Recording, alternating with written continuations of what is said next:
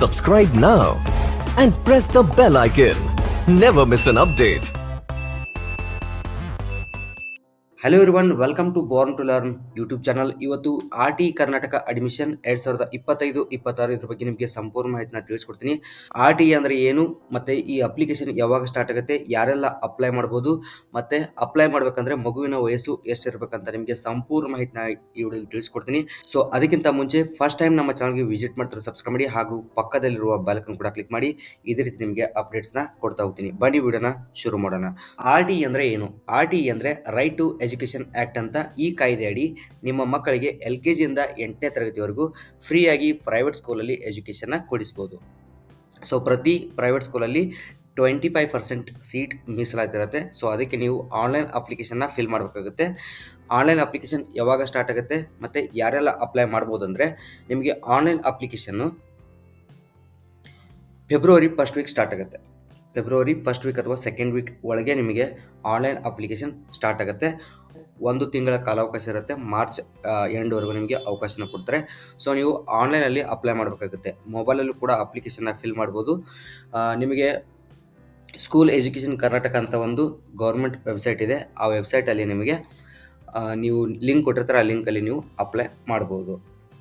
ನಿಮ್ಮ ಮಗುವನ್ನು ನೀವು 1ನೇ ತರಗತಿಗೆ ಅಡ್ಮಿಷನ್ ಮಾಡ್ತಾ ಇದ್ರೆ, ಸೊ ಜೂನ್ 1st ವರೆಗೂ 5 ವರ್ಷ 5 ತಿಂಗಳಿಂದ 7 ವರ್ಷಗಳ ವಯೋಮಿತಿ ಇರಬೇಕು. ಜೂನ್ 1ಸ್ಟ್ಗೆ 2025 ಜೂನ್ 1st ಇದೆಯಲ್ವಾ, ಜೂನ್ 1ಸ್ಟ್ಗೆ 5 ವರ್ಷ 5 ತಿಂಗಳಿನಿಂದ 7 ವರ್ಷಗಳ ವಯೋಮಿತಿ ಅಂದರೆ ಏಜ್ ಇರಬೇಕಾಗುತ್ತೆ. ಆ ಏಜಲ್ಲಿ ನಿಮ್ಮ ಮಗು ಏನಾದರೂ ಇದ್ದರೆ ಸೊ ಎಲಿಜಿಬಲ್ ಇರುತ್ತೆ, ಆವಾಗ ಅಪ್ಲೈ ಮಾಡ್ಬೋದು.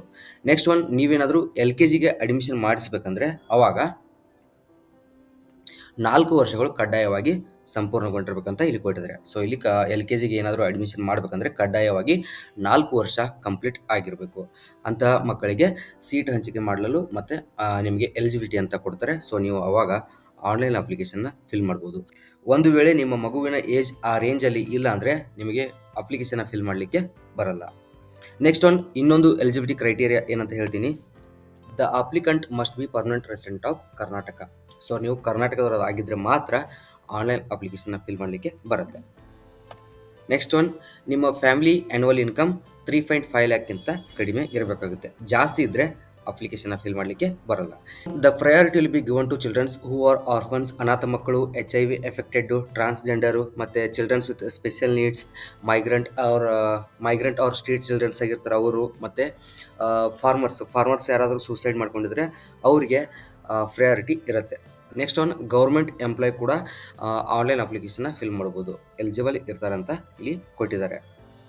ಸೊ ನೆಕ್ಸ್ಟ್ ಒನ್, ನೀವು ಆನ್ಲೈನ್ ಅಪ್ಲಿಕೇಶನ್ನ ಫಿಲ್ ಮಾಡಬೇಕಂದ್ರೆ ಈ ಡಾಕ್ಯುಮೆಂಟ್ಸ್ನ ನೀವು ಸಬ್ಮಿಟ್ ಮಾಡಬೇಕಾಗುತ್ತೆ. ಆ ಡಾಕ್ಯುಮೆಂಟ್ಸ್ ಯಾವುವು ಅಂದರೆ, ಅಪ್ಲಿಕಂಟ್ ಆಧಾರ್ ಕಾರ್ಡ್, ನಿಮ್ಮ ಮಗುವಿನ ಆಧಾರ್ ಕಾರ್ಡ್ ಕಂಪಲ್ಸರಿ ಇರಲೇಬೇಕು. ಆಧಾರ್ ಕಾರ್ಡ್ ಇಲ್ಲ ಅಂದರೆ ಅಕ್ನಾಲಜ್ಮೆಂಟ್ ನಂಬರ್ ಅಂತ ಬರುತ್ತೆ, ಅದನ್ನು ನೀವು ಎಂಟರ್ ಮಾಡಿ ಅಪ್ಲೈ ಮಾಡ್ಬೋದು. ಸೊ ಇವಾಗಲೇ ನಿಮಗೆ ಇನ್ನೂ ಕಾಲಾವಕಾಶ ಇದೆ, ಇವಾಗಲೇ ಆಧಾರ್ ಕಾರ್ಡ್ನ ಮಾಡಿಸಿ. Next one, birth certificate, income certificate ಇಲ್ಲಿ ಮಗುವಿಂದ ಇರಬೇಕಂತ ಏನು ರೂಲ್ಸ್ ಇಲ್ಲ. ಸೊ ತಂದೆ ಅಥವಾ ತಾಯಿದು ಯಾರ್ದಾದ್ರೂ ಒಬ್ಬರದ್ದು ಇನ್ಕಮ್ ಸರ್ಟಿಫಿಕೇಟ್ನ ಕೊಟ್ಟರೆ ನಡೆಯುತ್ತೆ.